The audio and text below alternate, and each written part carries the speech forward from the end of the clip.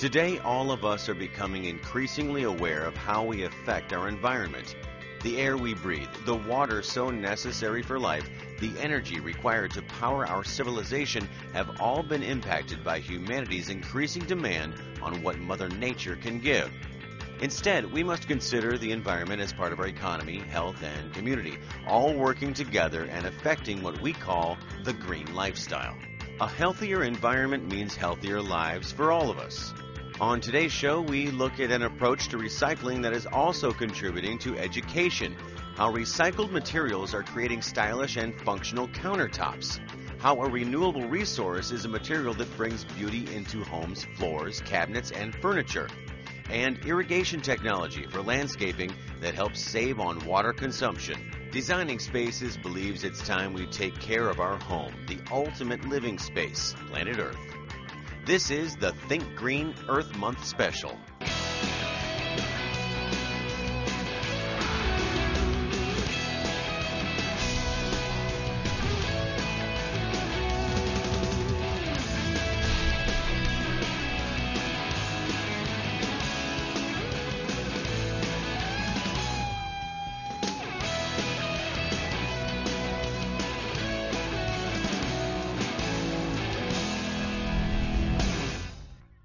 Those old books sitting in a bookcase, how long have they been there?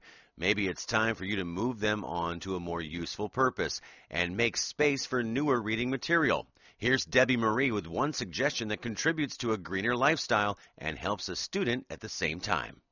You've got the itch to remodel. Those books on those shelves have got to go.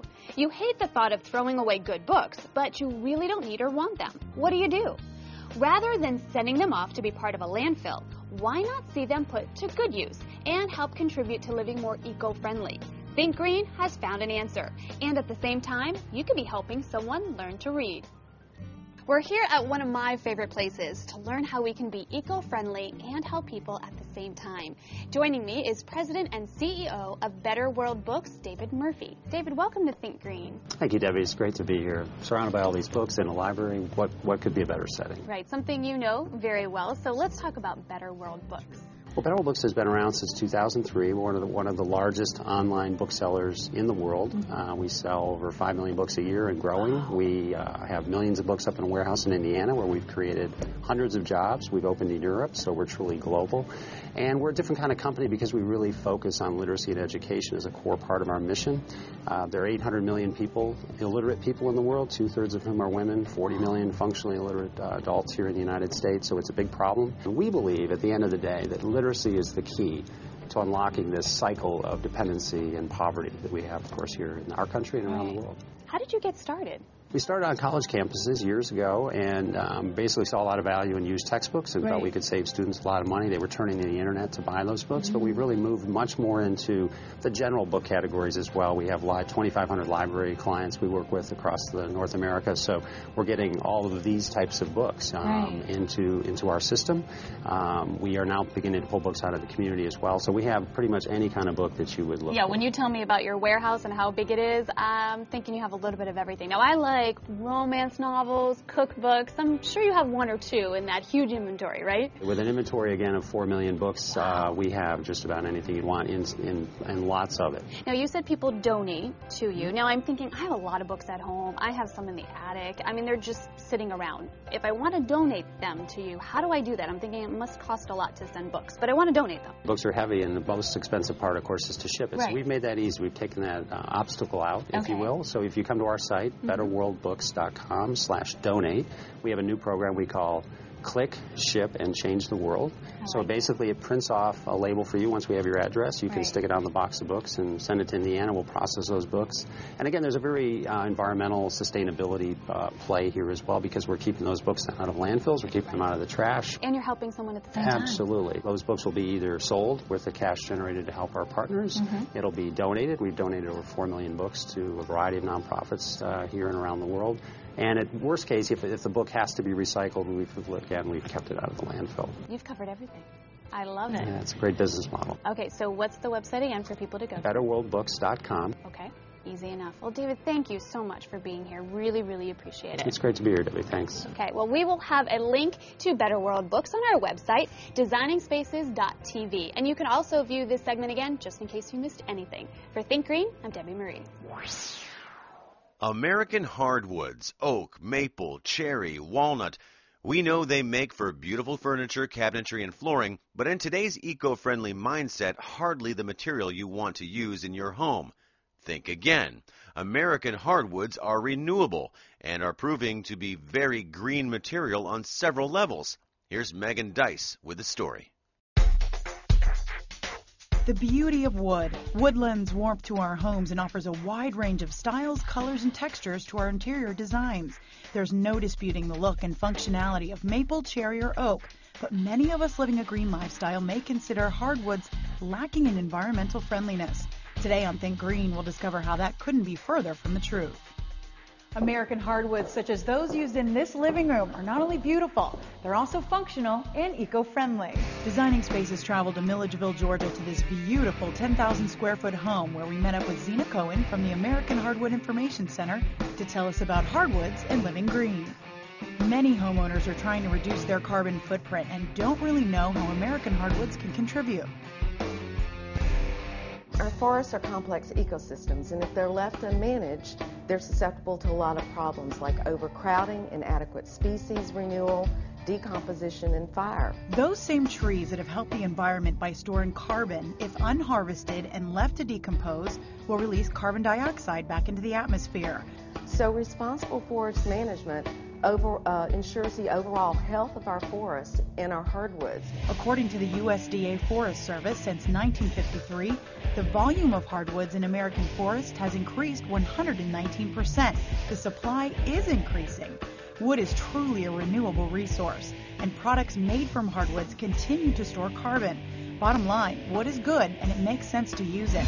So why choose products from American hardwoods? Well, that's easy. They're all grown in the United States, and it helps our North American economy. So along with our hardwoods being long-lasting, eco-friendly, and a low-carbon footprint.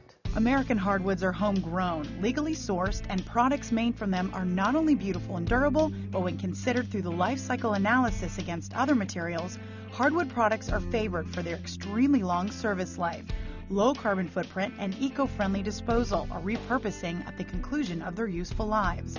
So can you tell me a little bit about the environmental advantages? Sure. Like we talked about earlier, trees help lessen our carbon footprint. Trees store carbon, and they use that carbon to grow their trunks, their branches, and their leaves. And that carbon is maintained into the tree or the product that is used from the production of that tree for the life. So when we use things like structural beams, framing, furniture, flooring, we're maintaining carbon within that wood. And additionally, it takes less energy to manufacture hardwoods than it does any other building material that we use. The environmental advantages are many. Trees are significant in lessening our carbon footprint. Growing trees remove carbon dioxide from the atmosphere and separate the carbon and oxygen atoms. That means converting hardwood into structural beams, window frames, furniture, flooring, cabinetry contributes to the long-term separation of carbon. Additionally, in the manufacturing process, there are no emissions of methane or nitrogen oxides and minimal emissions of carbon dioxide. So now that we know that hardwoods are eco-friendly, can you tell us about some of the different hardwoods we might encounter? For instance, is there a better hardwood for flooring versus cabinetry? Sure, there's lots and lots of different species, but probably 20 most prevalent. And the most popular are the oaks, and oaks are used in cabinetry as well as furniture and in flooring. The maples are also used in cabinetry and furniture and flooring. Wood is rated on a hardness scale, and hickory being our hardest wood. For every room in the home, products made from American hardwoods are the ultimate choice. Naturally warm, beautiful, and extreme versatility, whether stained or painted, they easily suit every taste and style. There is no substitute. It's really myth-busting a common misconception about hardwoods. Now, can you tell us a little bit about the American Hardwood Information Center? Sure, the American Hardwood Information Center is a service provided by the Hardwood Manufacturers Association, a nonprofit trade organization. The center provides consumers with facts and advice about shopping for, decorating with, and caring for solid hardwood flooring, furniture, cabinetry, moldings, and other woodwork. And where can people go if they want to find a little bit more about this? The website is hardwoodinfo.com, and it's the center's resource for the consumer for sustainability and responsible forest management. Thank you so much, Zena, for enlightening us on the eco-friendly value of American hardwoods. And thank you for having us, Megan.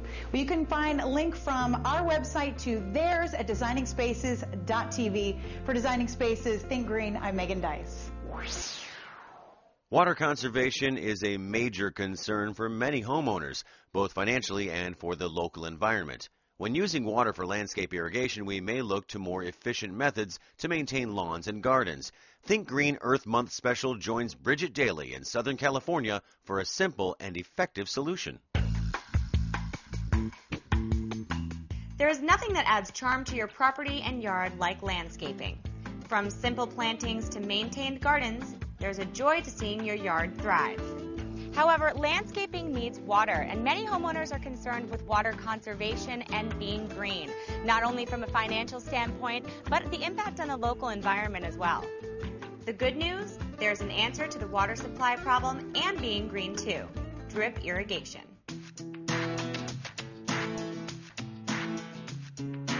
Converting an existing landscape to drip or installing a new landscape with drip can be a simple do-it-yourself project by following some easy steps. You can create an efficient irrigation system that will transform your yard into that beautiful garden you've always desired. Joining Designing Spaces Think Green is Mark Hall, a district sales manager from Netafim USA and a licensed landscape architect by trade. Really appreciate the time that you're going to give us to talk about drip irrigation. Absolutely. So Mark, could you tell us a little bit more about drip irrigation and then show us how to install it? Our main goal is to save water, and we're going to save water by applying water directly to the root zone. Okay, I see. But I think we need to differentiate between spray and drip. Yes, of course. Are you familiar with spray? I am. Well, let's go get familiar with drip. Okay, sounds good. Let's go back. All right.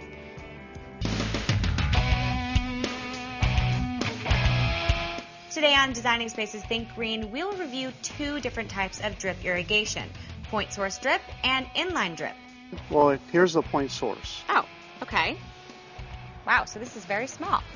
It's a small little emission device, and that emits in gallons per hour. So this is 1 gallon per hour. And to give you an idea of the difference between that and spray, spray emits about 1 gallon per minute. Point source applies water directly to the root zone, and inline has the emitters placed inside this tube or dripper line, and the emitters are spaced every 6, 12, or 18 inches apart. So can drip irrigation be used in any type of landscape, whether it be trees, shrubs, flowers, plants, and even grass? Definitely any kind of landscape. We've done all the above. We've done anything from small planters to rooftop gardens. The materials needed for installation are the valve, filter, and regulator. They come in a kit already pre-assembled. Tools needed for the installation include sharp cutters or scissors, rubber mallet, or yes, even a rock can work to pound the staples into the ground to secure our dripper line. Teflon tape keeps the connections watertight, and a piece of PVC pipe or measuring tape. The type of soil is also important when determining what steps will be needed: clay, loam, or sandy. And if you don't know your soil type, well, there's a way to find out. We could take this bucket Okay. and pour it right into this hole. Alrighty. So we're filling a hole that's about 1 cubic feet, roughly. Okay. And then we're going to wait and see if this drains. If it drains quickly, we have sandy soil. Okay. If it takes a long time to drain, we have clay. And then somewhere in the middle is the loam. Correct. The valve, filter, and regulator have already been installed in this box.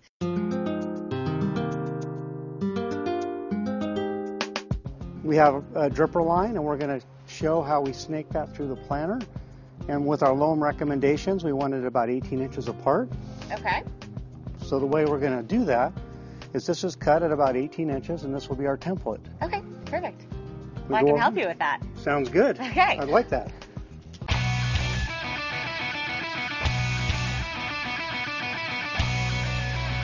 Perfect. Excellent. Perfect. You pass.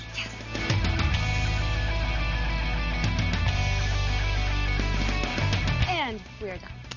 Easy breezy. Excellent. Thank you. High five. Good teamwork. One last step adds in a small manual flush valve in case we ever get debris in the dripper line. Drip irrigation can save between 20 and 70% of what typical spray irrigation system uses. Well, you probably have a car that's been dampened by a sprinkler system before. Absolutely.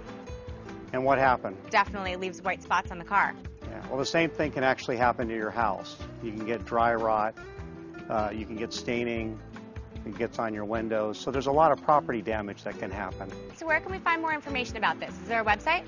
There is. netfmusa.com. Oh, perfect. Well, thank you so much for taking the time to show us how to install this drip irrigation system. We really appreciate it, and I learned a lot. Thank you, Bridget. You did a great job. If you missed any of the show today, you can always go to designingspaces.tv and watch the whole thing all over again. There you'll also find a link to NetFM USA, and that'll give you a lot more information about what we talked about today. In Southern California, for Think Green, I'm Bridget Daly. Thanks for watching. Technology is bringing us new materials that are efficient, safe, eco-friendly, and beautiful.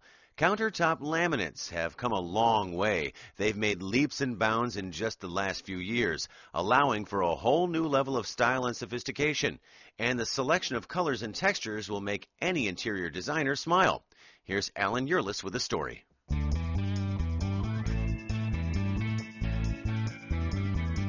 If you're in the market for a countertop, it's easy to get overwhelmed with the seemingly endless number of designs and styles available today. Odds are consumers like you and me deliberate most over price and aesthetics. However, it's important to know that not all countertops are manufactured the same. If you're a homeowner that feels strongly about buying and using green products, Think Green has some very exciting news for you. Not only can you find a countertop constructed with the most technologically advanced, beautiful laminates, you can get it custom made while staying true to your environmental principles. Designing Space has met up with Doug Clausen, the owner and president of BT Industries, the only national manufacturer of high-end post-formed laminate countertops that are also FSC and Green Guard certified. It's always been a goal of our company to provide leadership in our industry as far as new product development. And one of the products that we saw high demand for recently is the eco-friendly products as the whole movement continues. We've strived through our entire process with raw materials, manufacturing processes, and our distribution network to provide the most eco-friendly product that we possibly could. Finding the right laminate countertop to fit one's individual needs can be overwhelming, to say the least. It's easy to get confused trying to decide between what material to choose, how much to spend, and how to achieve the look you want. So, Doug, it would be fair if consumers looked at VT Industries and considered your company eco-friendly from top to bottom. That's very true. We started out with our selection of raw materials and using vendors that provide eco-certified products. It's VT's commitment to environmentally friendly manufacturing and use of sustainable materials that really differentiates them from other manufacturers. One of our first green changes was back 30 years ago, where we converted away from adhesives that traditionally were used in the industry that were high in VOCs and went to a water-based adhesive.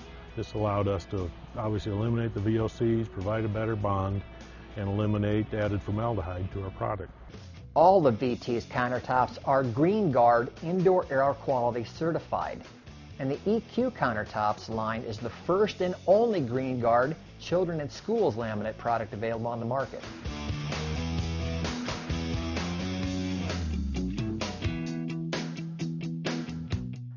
Both standard and EQ countertops use cores that are made from 100% pre-consumer recycled particle board.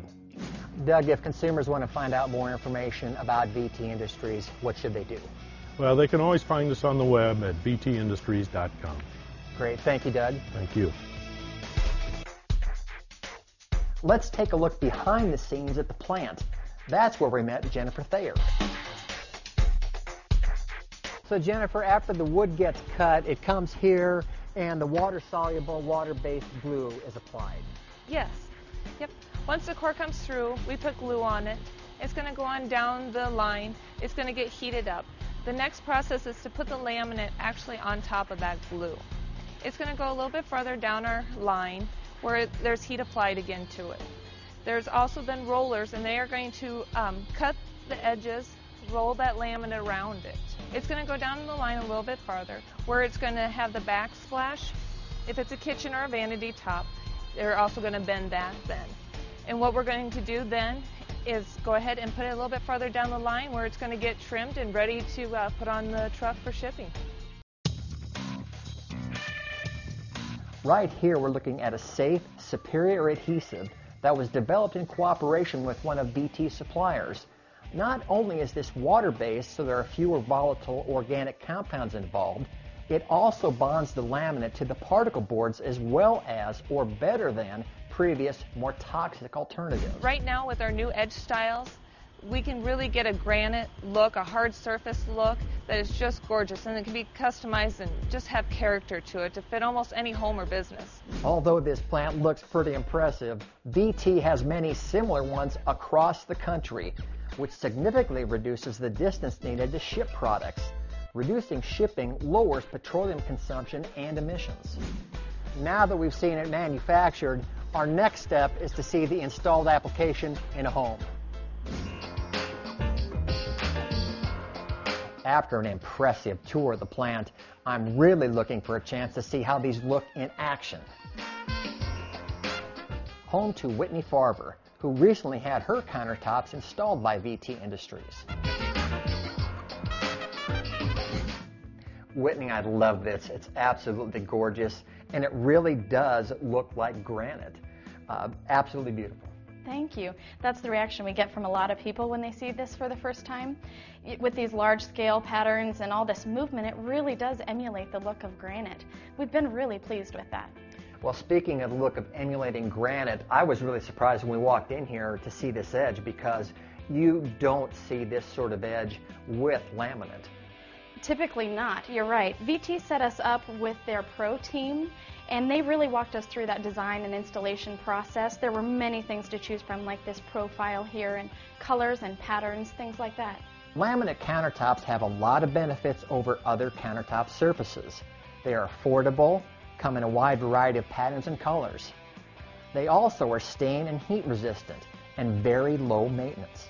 So as you thought about the approaches to what you wanted to do with your kitchen and the seemingly endless possibilities days for countertops, the pro team really helped you. They did. They pointed out things like the FSC certification, which was very important to me to be eco-friendly, the many color and style options that we had to choose from, and very affordable. So it sounds like satisfaction 100% for you. Exactly. Whitney, thank you so much for inviting us into your kitchen. You've really helped us understand and see how post-form laminate can look so much like granite and also stay with the environmental principles that are so important to you. Thank you.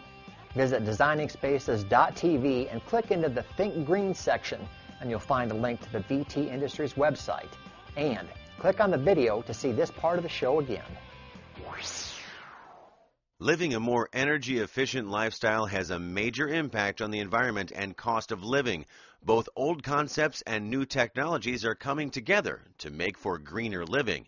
A major part of living green is your home's efficiency. How much energy does it take to provide you with a comfortable and healthy lifestyle? Think Green welcomes Rob Brockman to the show. He's the marketing manager for the Certainteed Corporation, a manufacturer of home construction materials. Now he's here to show you what you cannot see in your home may have the biggest impact on your utility bills. Rob, welcome. Thanks, Bobby. On Think Green and Designing Spaces, our parent show, we often talk about making homes more energy efficient, new appliances, new heating and cooling system. But insulation is also important. How important is it to have the right levels of insulation in the home? Insulation is very important to saving energy in the house. Really what it does is it stops heat flow. And heat flow is stopped simply by little tiny air pockets that are built into the fiberglass material in that insulation. And those air pockets prevent that heat flow from going inside the house to the outside during the cold winter time and from outside into the house in the summertime when you want to keep your house cool. So using insulation in the home makes our homes more energy efficient. Exactly. And you're also more comfortable. You're living in a house that is warmer all over, more consistently. It's quieter. Insulation also provides a lot of acoustical benefits, and you're reducing that impact on the environment. Well, Rob, we've been everywhere else around the house, and we finally made it to the attic. What can the homeowner do up here to make their home more energy efficient? Well, the attic's a great place to start. Again, it's an easy place to access, and it's the area where heat rises. And if you can focus on trapping that heat in and trap it from going out the top of the house, you're going to have a better result in terms of your overall energy efficiency. So what's our next step? Next step is to bring in the professionals and have them do a good job in here. Okay.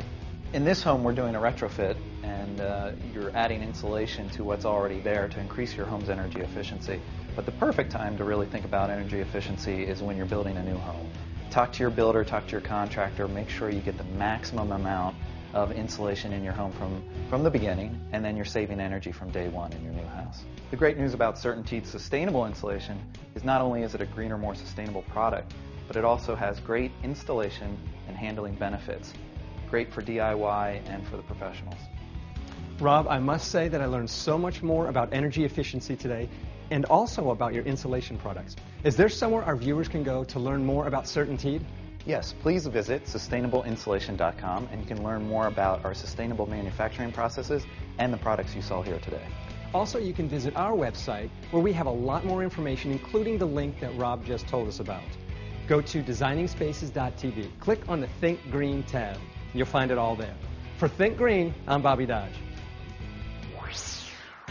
What do we want to leave behind for future generations? Will it be the gift of preservation or the debt of the careless destruction of our planet's ecosystems? All of us have the power and ability to make a difference. We have a choice, and it's a choice like never before in human history. Together, let's make the right decision and move towards a healthier world. For Designing Spaces Think Green Earth Month Special, I'm Ted Brunson. For more information about anything you've seen on today's show, or to find out how to be part of the show, log on to designingspaces.tv. Follow us on Twitter at twitter.com/dspacestv, or friend us on Facebook. Type in the words Designing Spaces. You can visit these websites to learn more about the participants on this edition of Designing Spaces.